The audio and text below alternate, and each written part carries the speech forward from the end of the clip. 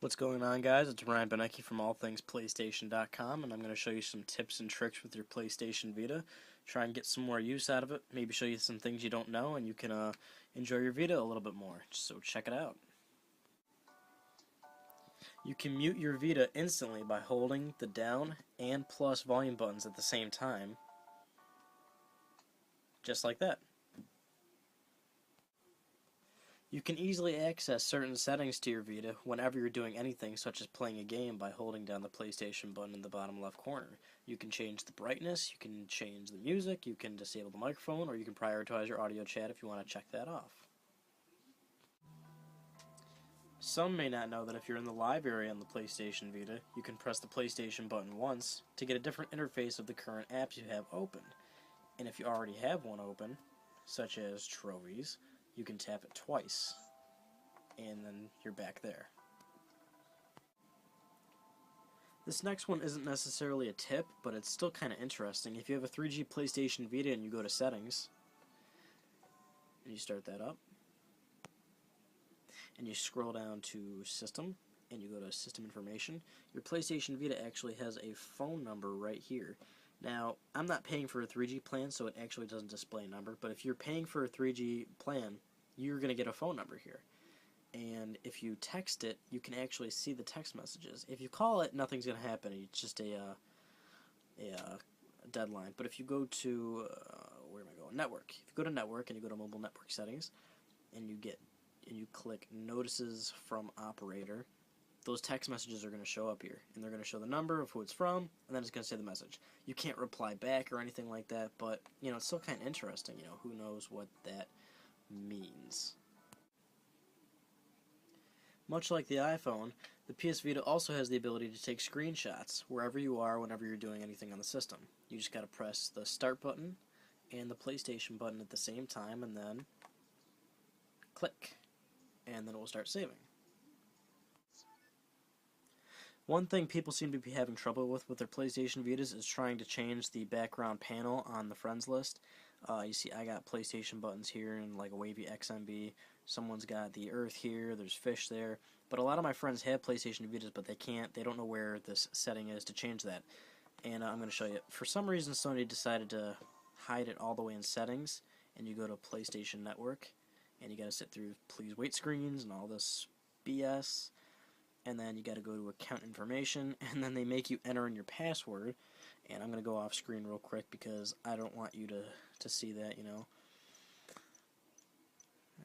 I have a long password, hold on. And it's going to say please wait. And then there you go. This is where you can enter in all your stuff. I don't speak those languages and I'm not rad. You click panel.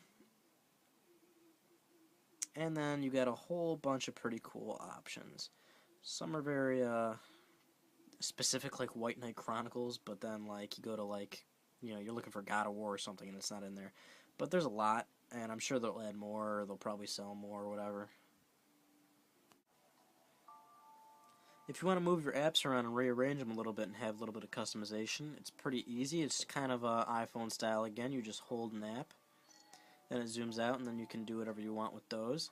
And then customization-wise, you can hit this icon right here in the bottom right, and you can choose some stylized images, or you can tap that right there, and you can go to custom images like screenshots or all, and you can pick whatever you want. And it's specific to that layer, so, you hit that one right there, and then this section of your Vita will be that picture. And then if you were to do it on this page with a different picture, it would be a different picture, and then you just scroll through it and do whatever you want. And you can tap on this icon right on the top right of each icon. You tap that right there. And you can look at information, or if you have an app that it's downloaded, you can choose to delete it if you hit that icon. So let's say you want to change the background image of the lock screen. Well, that's pretty simple. You just go to your photos, and you're going to want to click Photo Album. Going to want to choose whatever photo you want, like my lovely dog right here, and you just tap this bubble option right here, and then you can use it as the start screen, and it will just say please wait. I'm doing all sorts of PS Vita things. Say OK, we're done, and then we'll just check it out, and then boom, look at that. Look at my beautiful dog. Isn't that wonderful? Now, if you're interested in playing PSP games on your Vita, you'll come to find out that Sony has only posted a list of about 200 to 300 PSP games that are currently supported on the Vita. But they're only supported in a way of visiting the PlayStation Store or copying from your PS3. But there's kind of a way around this. Certain titles are supported, just in a kind of weird fashion.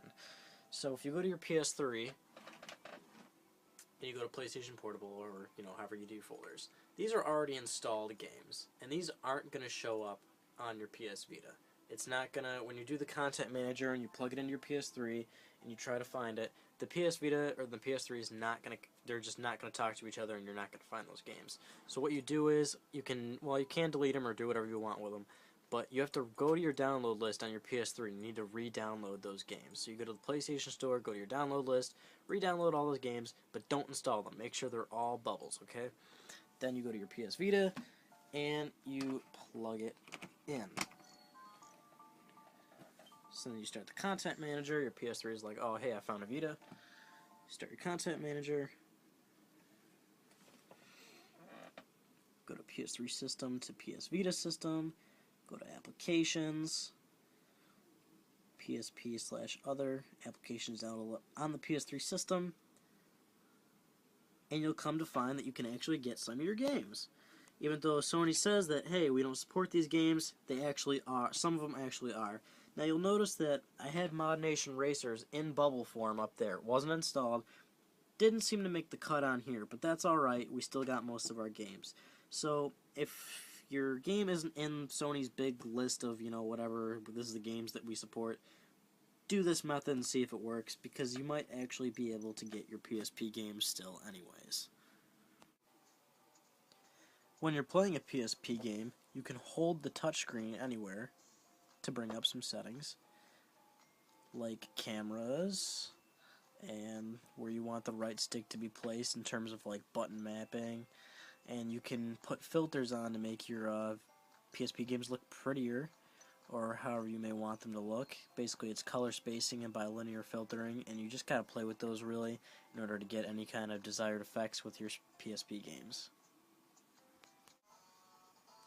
If you didn't already know, much like the PSP, Remote Play is also on the PS Vita, and so you can still play PlayStation 1 games from it if you need to do it, which you might actually have to do since the PlayStation Vita doesn't allow PS1 games directly on the system like the PSP did.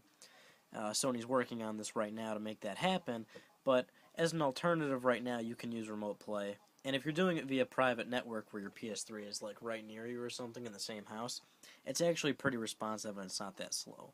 So then you can do the same thing like earlier. You can kind of hold your finger on the screen and you can get options over here like the PlayStation button.